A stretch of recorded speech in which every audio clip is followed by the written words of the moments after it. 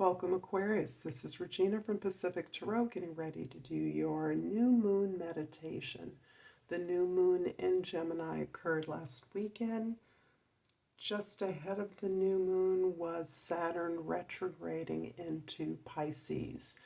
So along with the Pluto retrograde into Capricorn, we are in what is being called or considered a soul cleansing time. And this is beautiful for one of the ruling planets, Saturn of yours, is in this particular retrograde phase and is amplifying, supporting your cleansing, your wrapping up, your finalizing many of the lessons that we have experienced throughout this pandemic. So there is the sense of a lot of letting go and realigning with a new energy available when we had the glimpse of Pluto in Aquarius last spring. So let's get started. I will be developing an extended reading as the result of this reading. I'm experimenting with those, and if all goes well, I had some technical difficulties yesterday. You will be receiving a link in the description box below. So let's get started with your overall energy, Aquarius. We have the Empress. The Empress is so much about empowerment. It's so much about the complete experience of giving and receiving love, energy, balancing our resources, balancing and harmonizing our environments and our relationships. So as you find yourself empowered to come up with new ideas, constantly generate new resources, new projects, new ways of growing your abundance, new ways of appreciating the abundant opportunities that exist for transformation. You are the embodiment of resourcefulness.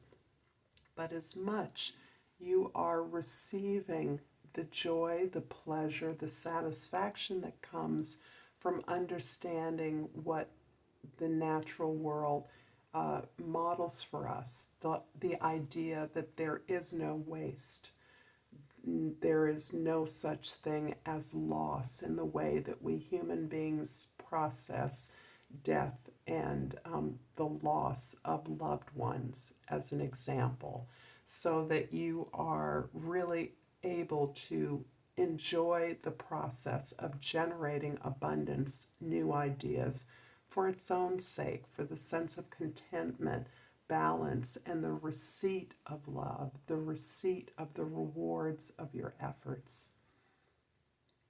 In the position for the Sun, the Queen of Pentacles, and this is really mirroring the Empress card in that all of the queens are the Empress's daughters. The Queen of Pentacles in particular is associated with the harvest.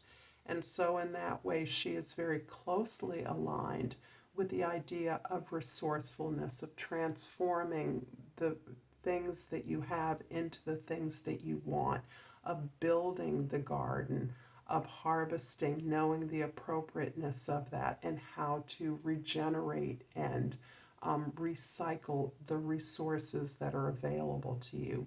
Queen of Pentacles is also about a plan, a clear plan, following the steps, the natural steps of building an empire, a business, a home, a functioning experience that belongs as much to the community, the family, the tribe, or the collective, and being able to manage that with a full appreciation of the abundance that exists in the universe.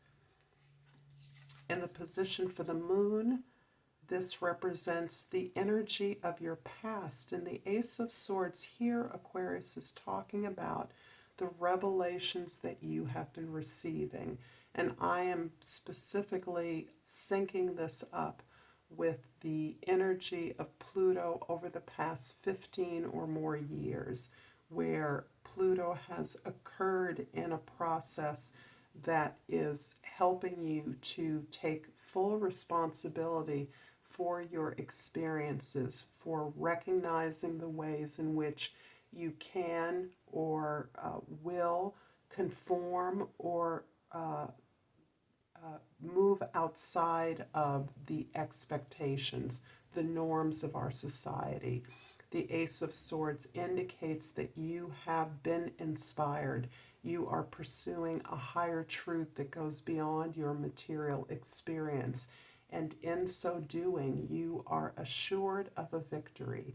The victory here feels as though it belongs to an effort, an employment, a job, your career in particular. That's what I'm getting right now. You're being made an offer. You may be receiving messages or information about a possibility, a potential, a place where you fit and have the appropriate authority for your level of experience. You may be asked to lead a project, lead a community event, or a new educational project, to create something that could train or inform people, lead a discussion about some recent events or the development of some new enterprise or resource that is available to people. In your present, we have the Nine of Swords. And the Nine of Swords is about this review of your past. And this is exactly what I was talking about with Pluto's re-entrance into Capricorn, where you have an opportunity to review the past 15 or more years of lessons, of challenges, of those things that did not work out well or that have betrayed you in some way.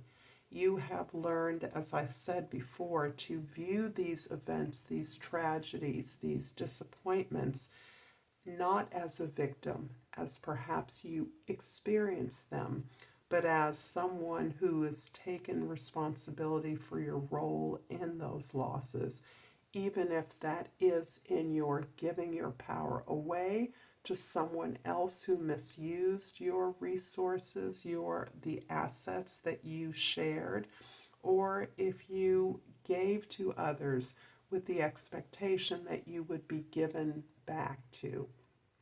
Those assumptions, those beliefs that someone outside of you was going to give you something that you could and can give to yourself. So here you are releasing this victimhood, the sense of victimhood in your past. You are understanding the opportunity you have in fully grieving these losses, fully understanding the damage that you chose and you chose for yourself, that you always have a choice, and your choice now appears to be quite cleanly to release these associations, these opportunities, these past events that made you feel powerless. In the past, we have the Four of Swords, and I would say currently now, Aquarius, you are in a period of some kind of a retreat, some kind of a pause, some kind of stepping back, where you are in a position to evaluate the ways in which you have been inspired by following your truth. So you are now clear, particularly as this is about ideas. And as an air sign, Aquarius, you traffic in the arena of ideas, truths, the pursuit of victory and success. You're understanding that your ideas, the way you think, your perspective is what creates your reality. And you are now turning your gratitude towards your environment, your higher power, with gratitude for the opportunities that you now see, that you have grasped, that you have taken on, that you have internalized, to establish a new mantra, a new practice, a new understanding, a new spiritual foundation that is the platform for your ongoing growth and pursuit of the truth. Your opening up to new ideas, your retreat, your ability to heal yourself. And part of that healing is your gratitude for the opportunities you've had to be enlightened. In the future, we have the Temperance card. And the Temperance card is in some ways a bit of a summary of what we have been seeing to date. Only with the Temperance card, you've elevated yourself out of your personal trials and tribulations, your own growth and your own story, into an awareness of how you fit into the world, how your personal healing matches the efforts and attempts to improve the environment you live in. So this links your personal development, your ability to heal and calibrate the resources outside of you with the resources and skills that you possess, so that you can work with others, work in among a team, work within a community to improve that community.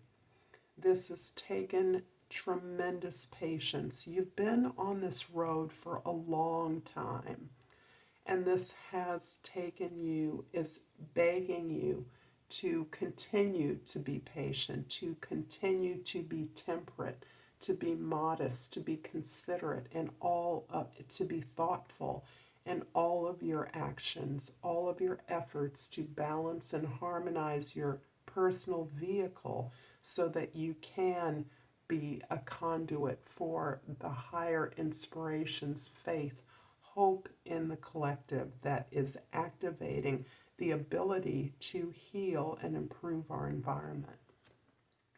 I'm going to clarify the Nine of Swords in your present with the Ten of Cups and the Queen of Cups.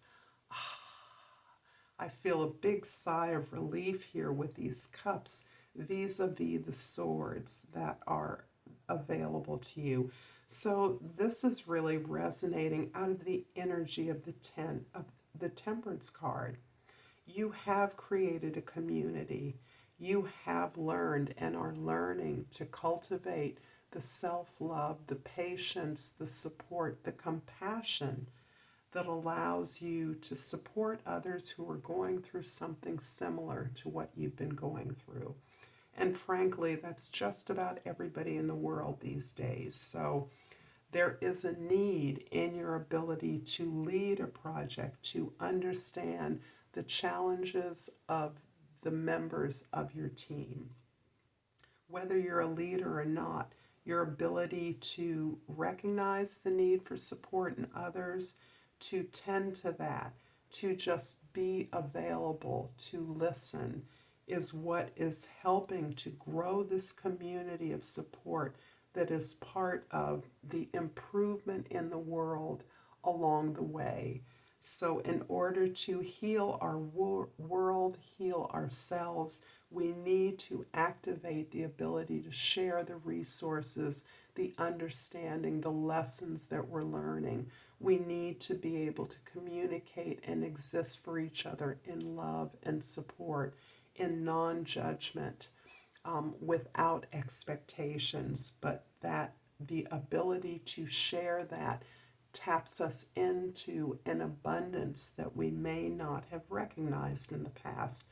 Despite the challenges, despite the losses, still an abundance remains. And as you move away from those behaviors that reflected a sense of passive victimhood, you are replacing that with this tremendous revelation of love, resources, attention, focus, nurturing, and care that you give and receive with others. I am so hoping that this resonates for you, Aquarius. I'm going to pull a crystal oracle card and ask that if you've resonated with this reading, you like and you will subscribe to my channel. I pulled two cards and I'm going to use them both. This first one is an aquamarine, and the key word is communication. I communicate with ease and grace. And the second oracle, the second crystal, is a fairy stone, and the key word is good fortune. I'm open to receive all the goodness the universe has to offer me at all times and in all ways. If you're interested, please join me for the extended reading, which will be linked in the description below. If you leave me here, I thank you so much for all your support, attention, your presence here, and until next time, namaste.